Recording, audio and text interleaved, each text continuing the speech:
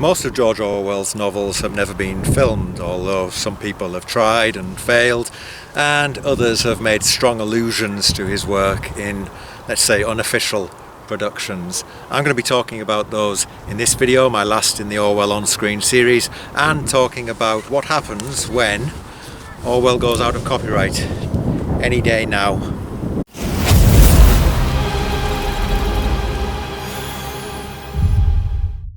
His first book, Down and Out in Paris and London, has never been filmed, although in the 90s a documentary went out in the UK that had that title and was filmed in modern times. His first novel, Burmese Days, now that hasn't been filmed either, although in 1993 the trade papers announced that Arthur Penn, the director of Bonnie and Clyde, was going to have a go with Matthew Modine and Helena Bonham Carter in the lead roles, but it was one of these things that wound up in development hell, as they call it. His second novel, The Clergyman's Daughter, was destined for TV, according to the trade magazine Screen International in 1983. That didn't happen. The script by John Peacock turned up 10 years later on BBC Radio. The British director Hugh Hudson, whose film Chariots of Fire was garlanded with Oscars in the early 80s, has long wanted to make a film of Homage to Catalonia, Orwell's memoir of the Spanish Civil War. And in 2009, Variety reported that he'd be doing just that with a project called Catalonia, which would star Colin Firth as Orwell and Kevin Spacey as his commander, Georges Kopp. Again, never happened. And so that brings us to projects that have a tangential or not so tangential connection to Orwell. I mean, there's a film that Ken Loach did in 1995 called Land and Freedom, which is about the Spanish Civil War and is about a young working class man from Liverpool who joins the anarchists in fighting against the fascists. You can't really, I'm not accusing them of being plagiarists, let's get that straight. It's just that if you're making something about the Spanish Civil War, you're going to use Orwell's writings on it as a primary reference point. Dear Kit, well, I'm a soldier now with the Poom militia. Just ordinary men and women fighting for a cause. There's no saluting, we elect the officers and everything's discussed and voted on. In terms of movies, the one that everyone mentions when we talk about films that aren't quite 1984 is Brazil, Terry Gilliam's film that came out in 1985. Apparently, when he pitched it to Paramount, who didn't want it, he described it as Franz Kafka meets George Orwell. It's about flights of fantasy and the nightmare of reality. We're all in this together. Another good example of something that riffs on Orwell is Chain of Command, Star Trek The Next Generation two-parter from 1992. In this one, Captain Picard is tortured by an alien who, instead of saying, "How many fingers am I holding up?" says, How many lights are there? I would think the version of 1984 that's been seen by the most people is the one directed by Ridley Scott that went out during the Super Bowl on the 22nd of January 1984 and has been named by TV Guide and Advertising Age as the greatest TV commercial of all time. The 60-second ad for Steve Jobs' Apple Macintosh, which was a new innovation in those days, cost $650,000. It had been shown once before in December 1983 in the middle of the night in Idaho, so it would qualify for the awards season. And Scott, the director, had made Alien and Blade Runner.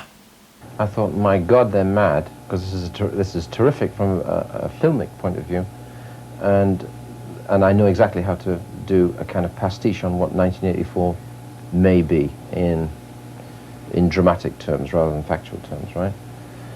And so I thought it was such a dramatic idea that it would either be totally successful or would all get put in state pen.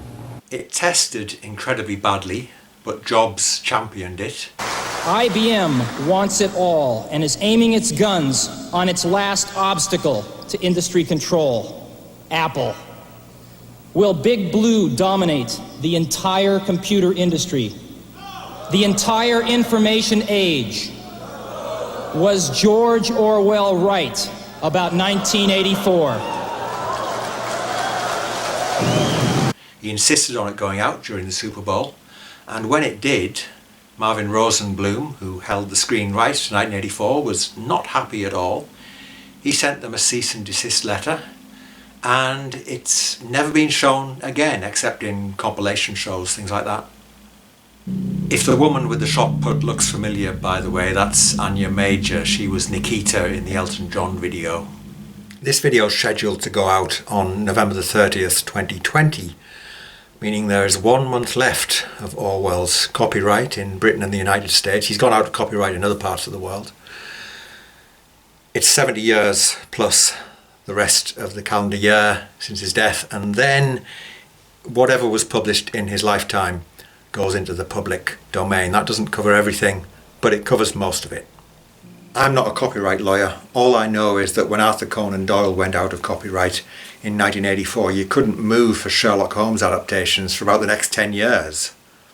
Of course, we're living under the shadow of COVID-19 at the moment, which is affecting film and TV production, but I would say that Orwell, after Shakespeare, is the most quoted, oft referred to writer in the world these days.